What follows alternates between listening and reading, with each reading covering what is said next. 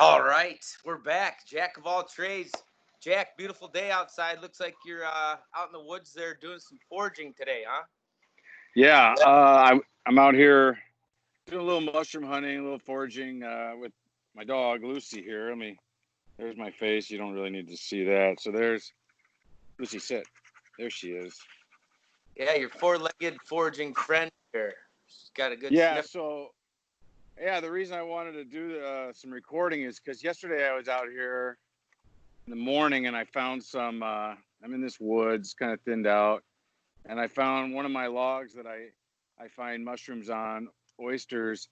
It was what they call pinning, and it's where the oyster mushrooms are just starting to come out to where you can't really pick them yet. There's some of them are no bigger than a quarter, and some are no bigger than but there was like hundreds of these things, maybe thousands, and I was really excited. So I wanted to come back with a video, and then I was just walking up here when we got connected here, and it's hilarious to see that like the mushrooms. I'll come in here.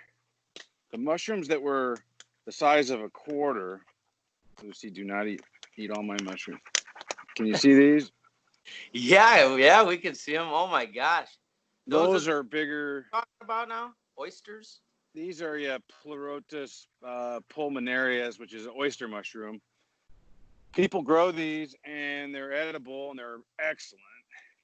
And like I can already see, these beetles will get after them. So Lucy, no, sorry, she'll eat everything that I try to eat or pick. So, I mean, if you look back, can you see this log? It's like the whole log is covered with mushrooms. So, like down here underneath, I mean, there's just layers of them. And a lot of these here on this side, I won't pick them today. I'll pick them.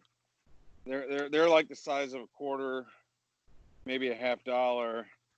And I'll try to let those grow another day and pick them tomorrow. But then as you can see here on the back side of this log, I didn't even see these pins yesterday. And so this is what I would call pinning down here. You go real, those real small ones. Oh, sure. You see those? Yeah, we can see them on there. I mean, the biggest one there is like the size of a dime or less. And they're everywhere. I mean, this whole log is covered with mushrooms, with all these oysters. And I've been checking this thing, like, because this happened last year, and I've got like a still shot of them, even some underneath here. And you don't know, but it takes just the right conditions, the right time of year. Now, with these oysters, sometimes you'll get a second flush, or you won't get a second flush or a third flush, and it's hit or miss, and it's like you put a year in, you put another year in, and you'll have, logs that produce year after year after year.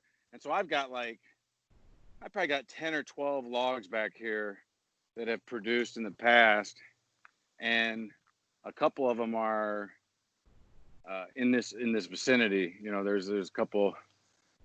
There's one over there that's had them. There's like two back here, and then throughout the woods, I got a dozen, just this woods alone.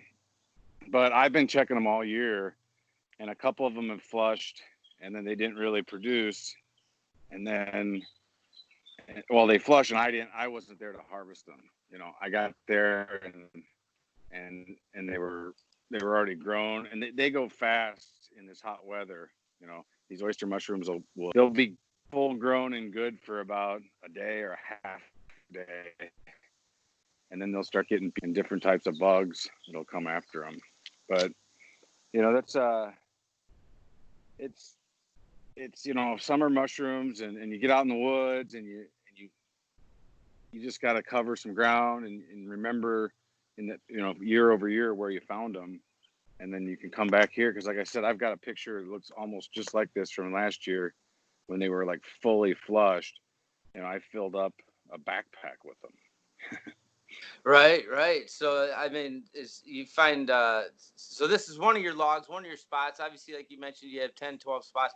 Would you attribute these the rapid growth from the rain we had last night and then these warmer temps? Is that pretty much all it takes, really, or what else is going on here?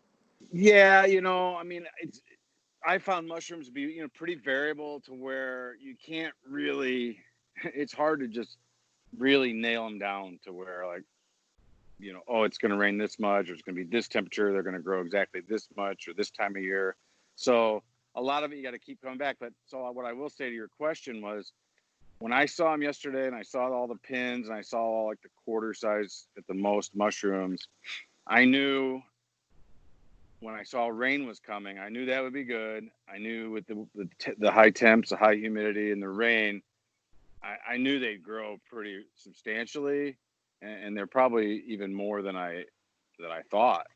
Um, but I also knew that it's like I'll come back tomorrow, and there'll be some harvestable ones, and a lot that aren't, and so I'll take some here today and then I'll come back again tomorrow. And I think a lot of these I see right now, I see hundreds, if not thousands of that are between like a dime and a quarter size caps on these oysters. And almost every one of those with these temps, these humidities, will probably be harvestable tomorrow. So I feel like today I'll fill up a small bag full and tomorrow I might get 5 times that. And then probably by tomorrow or the next day, they'll all be like played out, and Wow. it'll be like hopefully find another log, that type of deal. Yeah, right. Well, that's a huge score. Thanks for sharing that with us. You're also finding some of these berries, some berries out there, and some other stuff to eat too, right? Yeah, I mean, like right now, I would say that's me. Right now, I would say that the sumac berries are just getting out, and I'm not close enough to get to any of those right here. Um, and there's like the wild raspberries just excuse me the wild raspberries just got done, and they're black wild raspberries. There will be probably plenty of mulberry trees if you can find those to find mulberries. And the sumac is like it's called staghorn sumac. You can look it up online, get a picture of it. It's everywhere around like Wisconsin and Illinois. It's in all the ditches on the interstates up to like Green Bay from Chicago. But it's all around this forest preserve that I live on. And you get these big like buds, these giant cone size um, red berries, little furry type berries. And if you taste them, they're really tart, almost like lemon, and they're super healthy with lots of vitamin C. Sorry, Lucy. And what you do is you take those, cut off that whole, 4, 5, 6 of those clusters of berries. Once you look them up online, if you don't know what they are already, you know what they are. Just know that they're ready to go, ready to harvest.